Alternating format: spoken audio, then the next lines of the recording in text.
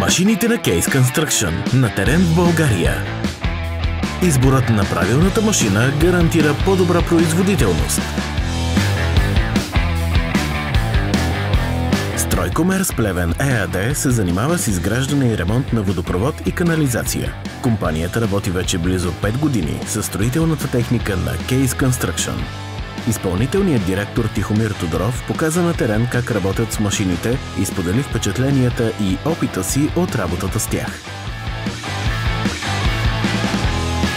Нашата фирма е създадена от 2014 година и основно занимаваме с изграждане на водопроводи, канали, газоразпределителни мрежи и всякакви други продуктопроводи. Обекти ги изпълняваме траншейно и по безископен метод, затова сме оборудвани с доста иновативна техника, както е Case CE 580 ST. От Стройкомерс Плевен ЕАД са убедени, че изборът на правилната машина гарантира по-добра производителност, по-високи приходи и по-бързо изпълнение на обектите. В 2017 година работиме с машина Case CE 580 ST.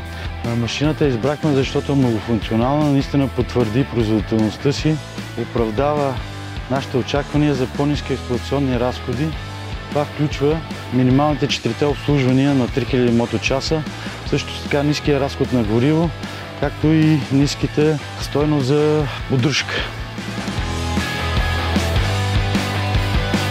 Работата с багера Case Construction 580 ST е допринесла и за по-нататъчното развитие и оборудване на компанията, която става още по-конкурентна чрез закупуването на още други две нови машини от същия модел багери на Case Construction.